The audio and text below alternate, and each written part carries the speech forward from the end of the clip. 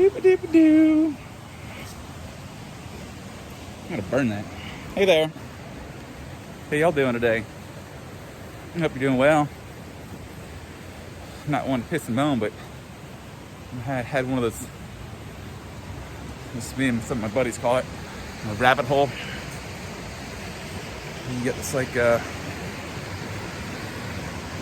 say this, from what I've observed, it's pretty common for someone that has PTSD to also have some depression stuff going on, right?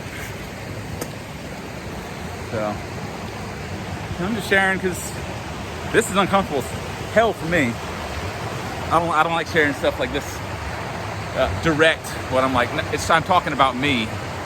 You know, sharing other people's information feels, that sounds weird, but if someone else kind of reaches out and asks that I share their story, then well, I feel far less exposed. So saying my direct experience is, it's kind of, it's not comfortable. But I'm going to share it in the context that maybe someone else watching this that can relate to it is going to feel not like I felt last night. So I was hanging out with my buddy, a really good friend, and we were just kind of, had a cool day, drove around, hit the woods, talked some survival stuff, and yeah, got back to the house, sat around, had like 2 beers, nothing crazy, and just started talking about, PTSD and the guilt that comes with it, and the symptoms, and the comparison syndrome, which is probably the biggest one, because he's got a friend. He calls him a ghost, which is a thing in the military. I wasn't Delta Force at all, but I would imagine Delta Force has ghosts. So in the Army, at least, you have regular Army. Let's say bad motherfuckers. Start with them. Infantry, and then you can go up to like Army Ranger, Special Forces, Green Beret, and then there's Delta Force, and what is it after that? I don't know, but an Army Ranger, damn, that's pretty good. Special Ops, Special Forces, I mean. Green Berets, shit. It's a scary son of a bitch. It's like a Navy SEAL for the Army, if more people are familiar with the SEALs. Then after that, you have Delta Force. It's crazy shit. But no, he's got a buddy, we call him Ghost. He, I don't know how many people he's killed. A lot. To the point that he was working at Home Depot or Lowe's, and his co-worker was just being a pain in the ass. He got kicked out of the army or the military because he had PTSD so bad. The lieutenant, which is a lot higher ranking than any enlisted person, was giving him shit. So the guy pulled out his knife, put it in his fucking lieutenant's mouth. He was like, "I'll fucking kill you." And they were like, "Get the fuck out of the military." They booted him out. I don't know the discharge status, but at some point he was at work as a civilian, which isn't really a thing, but he was no longer in the military. I think he snatched the dude up by the throat and was like, "I'm gonna fucking kill you today." Something along those lines. Basically, he threatened someone's life and go like, "You're fired." And the VA had to step in and be like, "All right, listen, you should not be working. You are too dangerous. We fucked you up too much." Which, ironic, brings me back to a full circle. I'm trying to figure out how to introduce this concept. Something called IU, individual unemployability. So the military and the VA, if you have injuries, if you broke your leg in the military, they're like, "All right, for the rest of your life, we'll take care of your leg if it gets hurt again, and here's $100 per month or whatever to say we're sorry." And it keeps progressing. So if you get to the point that you're dangerous at work, you're thinking about hurting people, you have hurt people, you get so spaced out and numb that you almost get your fucking fingers off, you think you're on the ground but you're on a roof and you almost step off a roof and kill yourself, you're threatening coworkers, anything that's like you're kind of dangerous to yourself or others might qualify you for IU. And all you gotta do is call the DAV or VES. I wouldn't recommend calling the VA. I would call, if you want to know who to call to start filing for that, if you're an ex-military person, just shoot me a message. I'll give you the information that I've been using. And I've tried all different avenues, and I finally found one. Her name's Ellen White, DAV rep. She makes it easy. She just asks you questions, you answer them. She says, "Okay, I'll take it from here." Other reps are like, "Well, call them, do this, get all this paperwork, call the hospital, get this file 221. Like, whoa! She'll take care of it all. So that's IU. And what happens if there's ratings for it. So if you're if you're so dangerous or you're screwing up or falling off roofs or anything like that, there's different ratings. So if you're like, "You should not work at all. It's gonna cost us more money to pay your bills, your hospital bills, than it will if we just give you compensation. So if that rings a bell for you, send me a message, I'll give you some info. But going back to the ghost, you know, my buddy and I were talking and we're like, you know, in comparison, basically him and I were in denial for a long time because we know how horrible war can be. We've seen the movies, we've met the people, shaking their fucking hands, seeing the look in their face. It's like they're gone. Like it's, and when I have my like dark nights, it's like this, I'm just completely unplugged. It's fucking weird, man. So in comparison to this guy, the ghost, you know, he's obviously warranted to get 100% taken care of, right? So what else VA is like, so in comparison, if he's gonna get 100, compared to what he's done and seen, I should get like 1%. Which just left me and my buddy kind of like, well, compared to others, you know, this guy I'm sure killed children, men, women, drowned. I know he killed a handful of people with a knife, which is very personal. So with all that, I mean, how would me and my buddy ever have, like, how would we have any issues?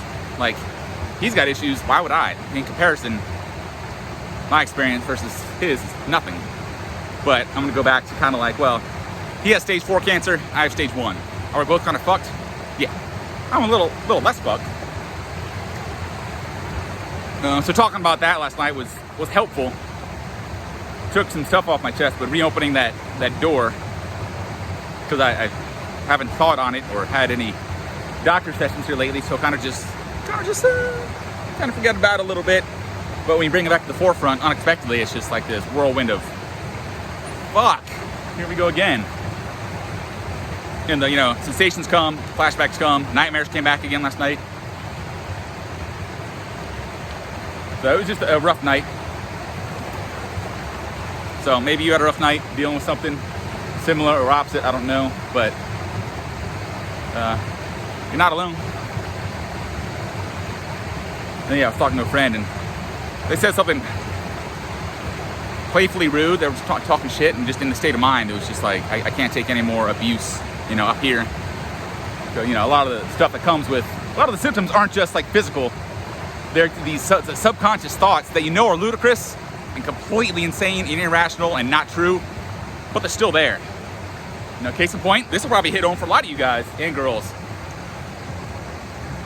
I'm a piece of shit. Why? Because I'm here, okay? I mean, I didn't die for my country. If I had died, another soldier or airman or Marine could be home with their family.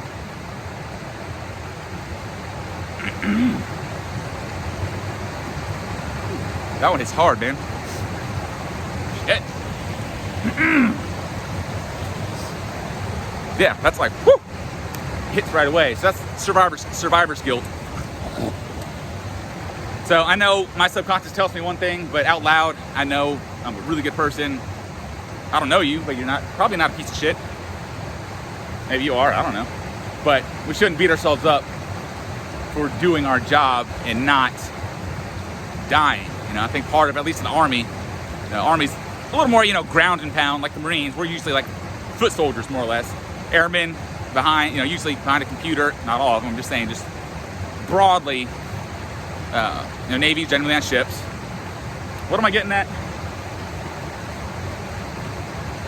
I don't know, I feel like more Marines and Army guys and girls die in combat than other branches. I think, no idea. Or a lot more of them die, you know, on the battlefield. I'm not sure what I'm getting at.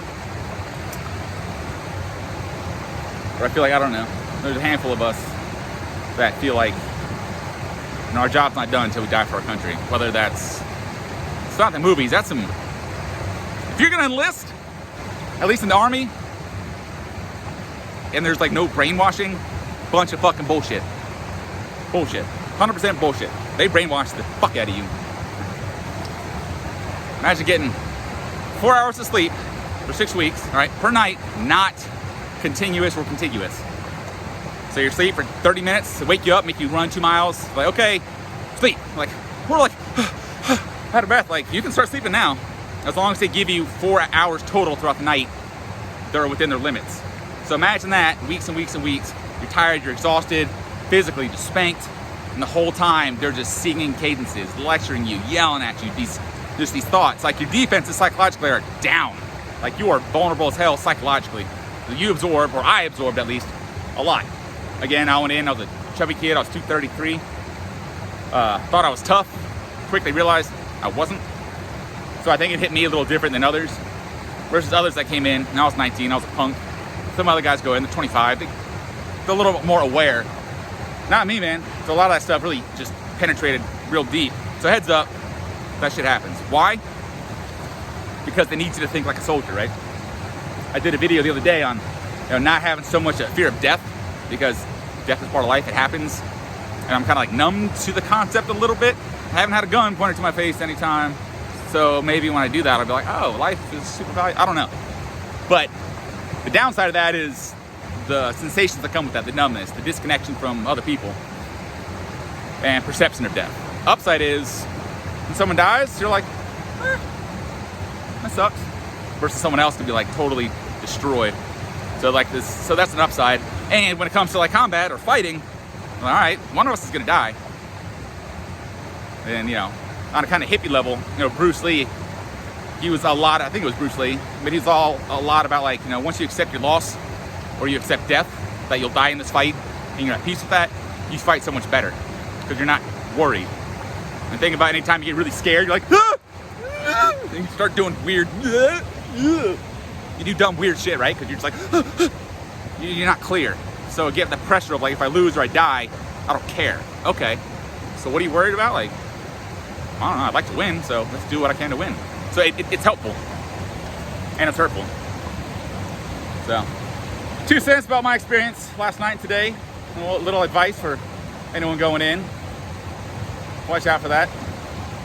And yeah, don't give up, man. I've been trying to work up the balls to watch this video again. I have a video of a guy, ex-military. He was drinking one night and just started recording himself, and eventually he had a gun in his hand.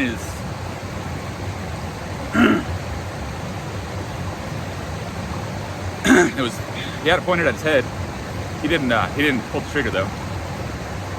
But I'm trying to yeah, kick some ass. So I've been trying to work up the balls to do that. I'm afraid it's just gonna kind of set me off. But I'll get around to it at some point, because I know, he's not the only one. All right, I'm gonna do my thing. I'm gonna breathe.